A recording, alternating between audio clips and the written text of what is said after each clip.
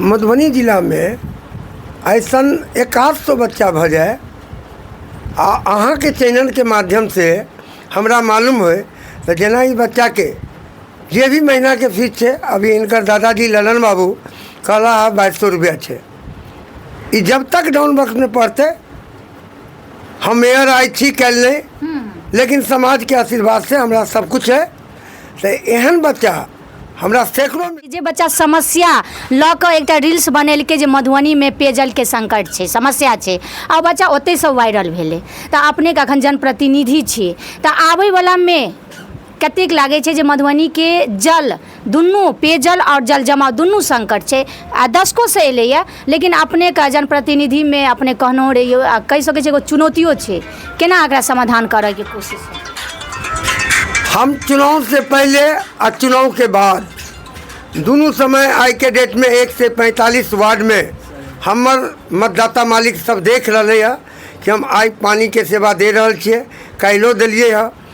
हमर प्रयास है कि ये 2 साल के अंदर अखन हमरा संग वायरल बच्ची छथि जे अहाँ सब काल्हि इंटरव्यू देखने हेबै, जे जिला प्रशासन के मधुबनी के जे एगो समस्या छै पेयजल ओ जल संकट के लऽ कऽ अनुरोध करै छथिन और वायरल होइ छथिन। संगे कतेको मीडिया चैनल पर देखने हेबनि जे बौआ के इंटरव्यू होइ छनि, काल्हि सेहो मिथिला तक न्यूज पर इंटरव्यू होइ छनि और ये इंटरव्यू मधुबनी नगर निगम मेयर साहब तक पहुँचै छनि। हालांकि मेयर साहब के द्वारा पेयजल के संकट जे छलैया तकरा समाधान करे के कोशिश भेले आ जहाँ तक भेले ओते तक समाधान भेले। जे बच्चा अपने वीडियो में सेहो कहलखिन जे अरुण अंकल के बहुत बहुत धन्यवाद जे हमर समस्या के समाधान केले। तो वह बात एते आकर्षित केलकन मेयर साहब के जे आई पुनः मेयर साहब अपने बच्चा से मिले एले था। कते नीक लागे काल इंटरव्यू देली आई मेयर साहब एले था भेंट करला?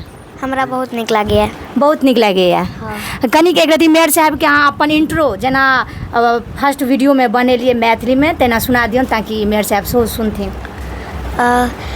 यौ भाईजी सब अहाँ सब कनिक अपन खाओ पर ध्यान दियो, क्योंकि अगर अहाँ सब कभी नहीं खेबै तो फिर अहाँ के ससुर में सब के कहत खूब खाओ यौ दुल्हा, खूब मोटाओ यौ दुल्हा, अपन छोटकल छोटकल गाल के फुलाओ यौ दुल्हा। और कोनो एक दूगो और हमरा बहुत सारा नहीं आते ये सब रील्स।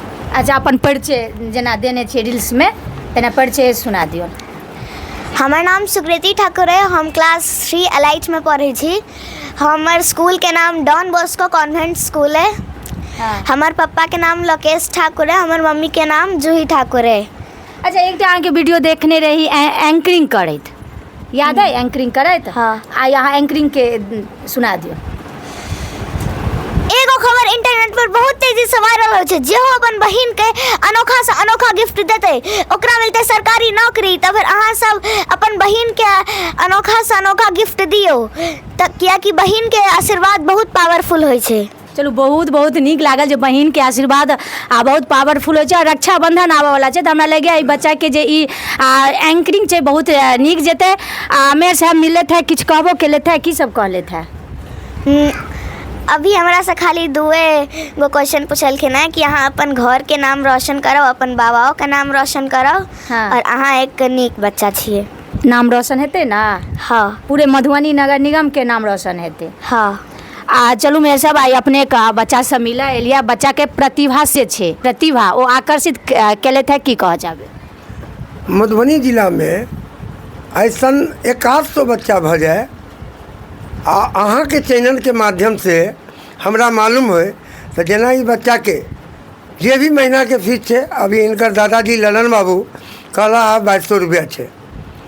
ई जब तक डाउन बॉक्स में पढ़ते हम मेयर आई थी कल नहीं, लेकिन समाज के आशीर्वाद से हमरा सब कुछ है।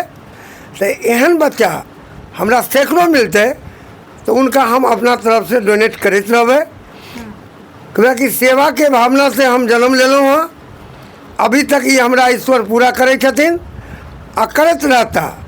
कह दो ईश्वर के प्रति हम श्रद्धा रखे छिए तो ईश्वरों हमरा सब कुछ दे छे। कर्म पूजा छे, कर्म प्रधान छे। अहाँ के माध्यम से फिर पुनः कह रहा छी एहन बच्चा और अहाँ के कहीं मिले तो हमरा तरफ से बहुत कुछ भेंट में मिलते, आशीर्वाद तौर पर मिलते।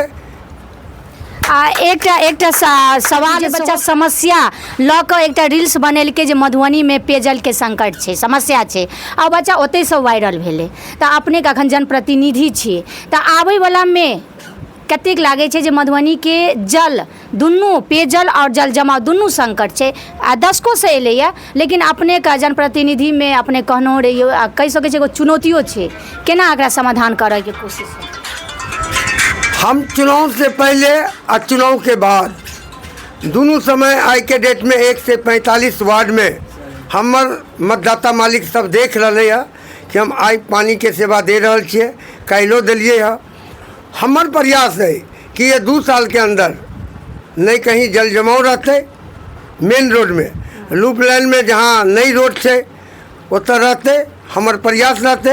अब पानी के समस्या तो दूर दूर तक 2 साल के अंदर हटा देवे। पूरे बिहार में सबरसेबुल मधुबनी जिला में हमरा एला के बाद वोट से पास करके ये निर्णय ले लिए, और आज तक 72 सबरसेबुल गिर गए हैं। हमरा 225 सबरसेबुल गाड़े के थे, ये हम 3 महीना के अंदर पूरा कर देवे, ताकि हमार जनता के बीच पानी के लेल त्राय नाम नहीं होए, परेशानी नहीं होए, समस्या नहीं होए, और हमार समाधाने के नाम से हमार अरुण राय।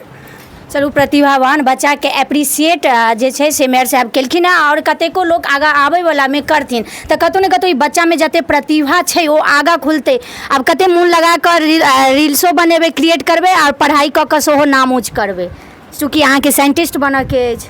हाँ, कतेक मोन लगा कऽ पढ़बै, कतेक मनोबल अहाँके बढ़ि रहल अइ जे एखन अरुण अंकल एलथि हैं। काल्हि अरुण अंकलके धन्यवाद कहने रहिए ने, हाँ। आइ अरुण अंकल अपने आबि गेलखिन अहाँ लग भेंट करऽ, तऽ कतेक मनोबल बढ़ि रहल अइ, नीक जकाँ बढ़ि रहल अइ मनोबल। हाँ, और एखन आब जे रील्स बनेबै तऽ और नीक लागत।